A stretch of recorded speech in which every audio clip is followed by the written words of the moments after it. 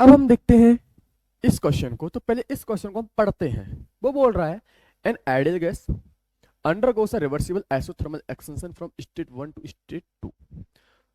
तो पहले उसने क्या बोला है, जब मैं अगर 1 से मैं 2 पे जा रहा हूं तो यहाँ पे जो फॉलो हो रहा है वो है मेरा आइसोथर्मल एक्सपेंशन। क्या? Isothermal expansion. पहला उसने ये बोल रहा है followed by reversible adiabatic expansion from state 2 to state 3। 2 से 3 पे अगर जब वो जा रहा है तो बोल रहा है कि ये कैसा है मेरा रिवर्सिबल एडियाबैटिक, क्या रिवर्सिबल एडियाबैटिक क्या एक्सपेंशन। ये मुझे जानकारी दी हुई है। और फिर मुझसे पूछा है कि इनमें से कौन से ग्राफ मेरे सही होंगे, ये मुझसे पूछा गया है। तो सबसे पहले जो मुझे जानकारी होनी चाहिए वो मैं आपको बताता हूं। सबसे पहले जो मुझे जानकारी होनी चाहिए इस सब के बारे में वो ये है कि सबसे पहले मैं जब आइसोथर्मल एक्सपेंशन की बात कर रहा हूं, किसकी बात कर रहा हूं, सबसे पहले मैं किसकी बात कर रहा हूं, आइसोथर्मल एक्सपेंशन की बात कर रहा हूं। तो आइसोथर्मल में क्या होता है, टेम्परेचर मेरा कैसा होता है, कांस्टेंट। और उन्होंने आइडियल गैस बोल रखी है, उन्होंने आइडियल गैस बोल रखी है। तो मेरा पी भी इक्वल टू होता है एनआरटी, तो मेरा पी इनवर्सली प्रोपोर्शनल टू हो जाता है बी के। मतलब कुछ अगर मैं पी और बी के बीच में ग्राफ बनाऊंगा तो कुछ इस प्रकार से आएगा। ठीक है, कुछ इस प्रकार से वो आएगा। ये मुझे पता होना चाहिए। क्या? कुछ ये मुझे पता होना चाहिए। ठीक है सर, आइसोथर्मल एक्सपेंशन के बारे में मुझे ये जानकारी होनी चाहिए। दूसरी चीज जो है वो मुझे पता होनी चाहिए कि जब मैं एडियाबैटिक एक्सपेंशन की बात कर रहा हूं, कौन सा एडियाबैटिक एक्सपेंशन की जब मैं बात कर रहा हूं, कौन सा एडियाबैटिक एक्सपेंशन की बात कर रहा हूं, और कौन सा वो भी कौन सा रिवर्सिबल एडियाबैटिक एक्सपेंशन, कौन सा रिवर्सिबल सिचुएशन में। तो ऐसे में होता क्या है, वो होता है डेल यू बराबर होता है क्यू प्लस डब्ल्यू होता है। और ऐसी सिचुएशन में मेरा क्या होता है, क्यू मेरा हो जाता है 0 और मेरा डेल यू आ जाता है डब्ल्यू के बराबर। और वर्क में कैसे निकालता हूँ रिवर्सिबल केस में मुझे पता है। तो ये मुझे पता होना चाहिए। दूसरी चीज जो मुझे पता होनी चाहिए वो ये पता होनी चाहिए कि एडियाबैटिक एक्सपेंशन में, एडियाबैटिक एक्सपेंशन जब होता है उसमें जो डेल्टा एस जो होता है ना वो 0 होता है। मतलब एंट्रोपी जो होती है वो सेम रहती है, मतलब एंट्रोपी में कोई चेंज देखने को नहीं मिलता है। ये मुझे पता होना चाहिए। और तीसरी जो उसकी मुझे जानकारी होनी चाहिए वो ये होनी चाहिए कि जब मैं एक्सपेंशन की बात करता हूं तो जब मैं पी और बी देख मैं ग्राफ बनाता हूं तो पहला जो आता है वो आता है माइनस वर्क आइसोथर्मल, और जो दूसरा आता है वो यहाँ पे आता है एक्सपेंशन जब होगा माइनस डब्ल्यू एडियाबैटिक। ये मुझे पता होना चाहिए। अगर मुझे इतना पता है तो मैं आराम से क्वेश्चन को कर ले जाऊंगा। तो अब मैं क्या करता हूँ, एक एक करके सारे ग्राफ्स को डिस्कस करता हूँ। तो समझिएगा पहला ग्राफ है मेरा पी और बी के बारे में। पहला ग्राफ किसके बारे में, पी और बी के बारे में, पी और बी के बारे में। तो समझिएगा पहला ग्राफ है पी और बी के बारे में। देखिएगा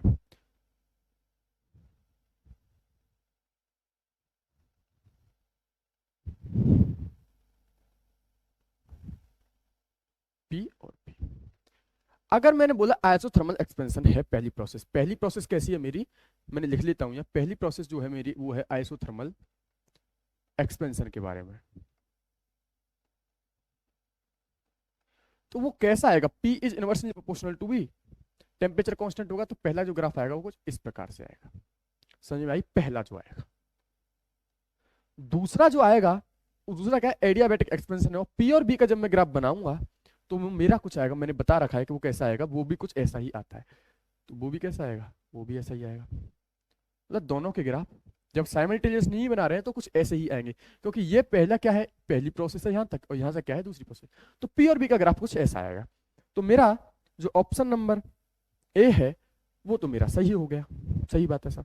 अब हमें क्या देखना है, पी और टी का देखना है। क्या? पी और टी का देखना है।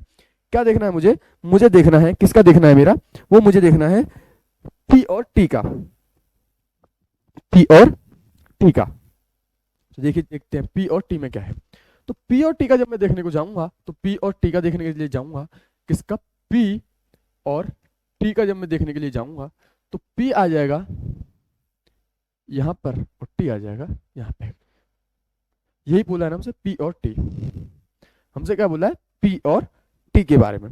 तो पी और टी के बारे में जब मैं देखने के लिए जाऊंगा तो समझिएगा बात को कि पहली प्रोसेस क्या है मेरी, पहली प्रोसेस क्या है मेरी, फर्स्ट प्रोसेस देखा है टेम्परेचर कांस्टेंट। क्या है? Temperature constant. टेम्परेचर क्या है मेरा? कांस्टेंट है। टेम्परेचर क्या है मेरा? टेम्परेचर कांस्टेंट है, क्योंकि पहली प्रोसेस मेरी क्या है? आइसोथर्मल है, और आइसोथर्मल है तो मेरा यहाँ पे क्या होगा? टेम्परेचर तो कांस्टेंट होगा। और मेरा देखिए टेम्परेचर यहाँ पे कांस्टेंट है, बिल्कुल सही बात है सर। दूसरी प्रोसेस क्या है मेरी? दूसरी प्रोसेस जो है वो मेरी एडियाबैटिक। क्या है? एडियाबैटिक। क्या है मेरी? एडियाबैटिक। तो एडियाबैटिक की जब मैं बात करूंगा, समझिएगा बात को, पहली ये थी, दूसरी तो यहाँ पे ऐसे हो गई, बिल्कुल सही बात है, क्योंकि मेरा टेम्परेचर कांस्टेंट है। जब मैं देखूंगा दूसरी प्रोसेस के बारे में, तो दूसरी प्रोसेस के बारे में आप देखेंगे तो कुछ इस प्रकार से वो आएगा। मतलब क्या कि जब आप सेकंड से 3 पे जाएंगे और एक्सपेंशन करेंगे एडियाबैटिक में, एडियाबैटिक में जब एक्सपेंशन जब होता है तो हीट तो होती नहीं है, हीट एक्सचेंज तो होता नहीं है। अगर हीट एक्सचेंज नहीं होता है तो मेरा क्या होगा? टेम्परेचर कम होगा, बिल्कुल सही बात है। टेम्परेचर तो मेरा कम हो जाएगा, सेकंड से 3 पे जाऊंगा। तो ये भी मेरा सही है सर, क्योंकि मेरा इसमें होता क्या है? Q बराबर 0 होता है। कोई हीट बाहर जा नहीं रही है, आ रही है ना जा रही है, तो आप धीरे धीरे एक्सपेंशन करोगे तो टेम्परेचर मेरा कम होता चला जाएगा। तो मेरा दूसरा भी सही है। फिर मैं चलता हूँ तीसरे ग्राफ की तरफ। किसके? तीसरे ग्राफ की तरफ। और तीसरे ग्राफ को जब मैं बनाने के लिए जाऊंगा तो वो किस किस के बीच में? एच और एस के बीच में। किसमें? एच और एस के बीच में। किसमें? एच और एस के बीच में। तो देखिएगा वो पहला इन्होंने बना रखा है, वो बना रखा है पहले से। दूसरा क्या है? एच क्या है मेरा? कांस्टेंट है। एच क्या है मेरा? कांस्टेंट है पहले से दूसरे के बीच में। एच क्या है मेरा? कांस्टेंट है। और एंट्रोपी जो है मेरी बढ़ रही है। क्या है? एंट्रोपी मेरी बढ़ रही है। और टेम्परेचर जो है वो मेरा है कांस्टेंट है। टेम्परेचर क्या है मेरा? कांस्टेंट है। अगर मेरा टेम्परेचर कांस्टेंट है पहली से दूसरी प्रोसेस में, अगर मेरा टेम्परेचर कांस्टेंट है तो एच क्या होगा? एच जो होगा, एच जो होगा वो क्या होगा? एच मेरा क्या होगा?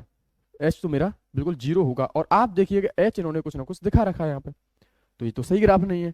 एच मेरा कांस्टेंट रहेगा। और आप जब देखिएगा धीरे धीरे इन्होंने एंट्रोपी को बढ़ाया है, मतलब एच को तो इन्होंने कांस्टेंट रखा है। पहले से दूसरी प्रोसेस मेरी कौन सी है? आइसोथर्मल एक्सपेंशन है। तो देखिएगा पहले तो एच तो मेरा चलो मान लिया मैंने 0 हो गया, तो धीरे धीरे इन्होंने बढ़ाया, एंट्रोपी बढ़ी है। और सेकंड से थर्ड में क्या बोल रहे हैं ये? एंट्रोपी मेरी कांस्टेंट हो गई है एडियाबैटिक में, और एच क्या है मेरा? वो क्या है मेरा? बढ़ने लग गया है। जब आपने टेम्प देखिए सेकंड से थर्ड में जब आ जाएंगे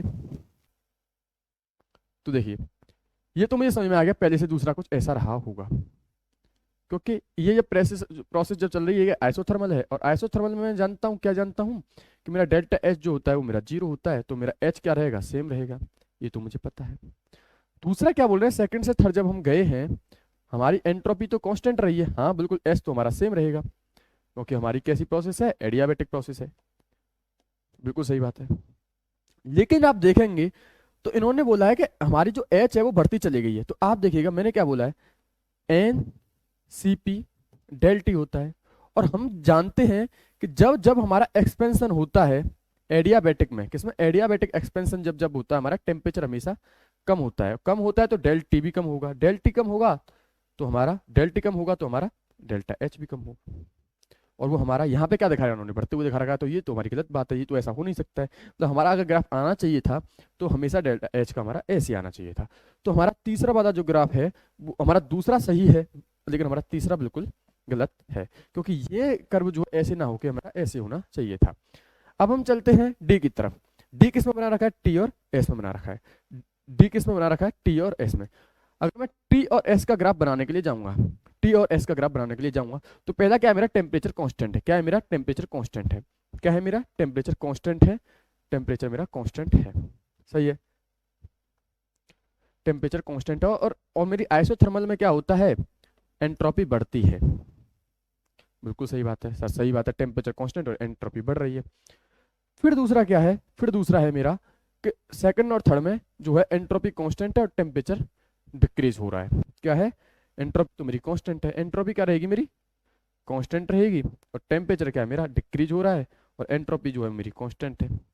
देखिए आप यहाँ पे से आप रिलेट कर लीजिए, यहाँ से आप रिलेट कर लीजिए। तो टेम्परेचर क्या है मेरा? कम हो रहा है, बिल्कुल कम हो रहा है मेरा। और एंट्रोपी के बारे में क्या जानता हूँ? एंट्रोपी मेरी सेम होती है। तो ये इसमें और अंतर जो आया वो यहाँ पे और यहाँ पे इस जगह इनके बीच में आया है। ये आपको कंपेयर कर लीजिए। तो जो मेरा फोर्थ ग्राफ है वो बिल्कुल सही है मेरा, कि टेम्परेचर तो मेरा कौन सा है, एंट्रोपी बड़ी होगी पहले से दूसरी चीज में जाने में। लेकिन एडियाबैटिक में क्या होता है, एंट्रोपी तो मेरी कांस्टेंट रहती है और टेम्परेचर मेरा धीरे धीरे कम हो जाता है, कम हो जाता है। तो मेरा जो डी वाला है वो भी मेरा सही है। तो मैंने किया क्या, पहले मैंने कॉन्सेप्ट को जाना, कॉन्सेप्ट को जान के मैंने सारे ग्राफ्स को डिस्कस किया। फिर मैंने बताया कि ये वाला ग्राफ इसलिए गलत है मेरा कि मेरा टेम्परेचर कम होता जाएगा तो मेरा डेल्टा टी भी कम होगा और एच भी कम होगा, और इन्होंने बढ़ के दिखा रखा है तो ये गलत है पूरा। ये क्यों सही है, टेम्परेचर आइसोथर्मल में क्या होता है, टेम्परेचर कॉन्स्टेंट होता है, बिल्कुल सही बात है, और एंट्रोपी बढ़ती है, बिल्कुल सही बात है। सेकंड और थर्ड में क्या है, सेकंड और थर्ड में क्या है कि मेरा एडियाबैटिक एक्सपेंशन है, ये मेरी कौन सा है, एडियाबैटिक है। तो इसमें क्या होती है, एंट्रोपी तो मेरी सेम होती है, एंट्रोपी तो मेरी क्या होती है, सेम होती है, और मेरा जो टेम्परेचर होता है वो कम होता चला जाता है। यहाँ से आप रिलेट कर लीजिए। तो जो मेरे सही करेक्ट ऑप्शंस जो आए वो आया मेरे पास, एक आया मेरे पास ए, एक आया मेरे पास बी, एक आया मेरे पास डी। ए बी डी तो मेरे बिल्कुल सही है और सी वाला जो है मेरा गलत है। तो इस क्वेश्चन के जो करेक्ट ऑप्शन है वो है मेरा ए बी और डी, मतलब ए बी डी ग्राफ मेरे बिल्कुल सही है। और ये मेरा कुछ कुल मिला के ये मेरा सॉल्यूशन है, जो मैंने पूरा अच्छे से आपको बताया, कॉन्सेप्ट बताया, उसके भी सॉल्यूशन बताया, और मेरे जो करेक्ट आंसर आए हैं वो मेरा है ए बी और डी। तो इस क्वेश्चन का करेक्ट ऑप्शन ए बी और डी।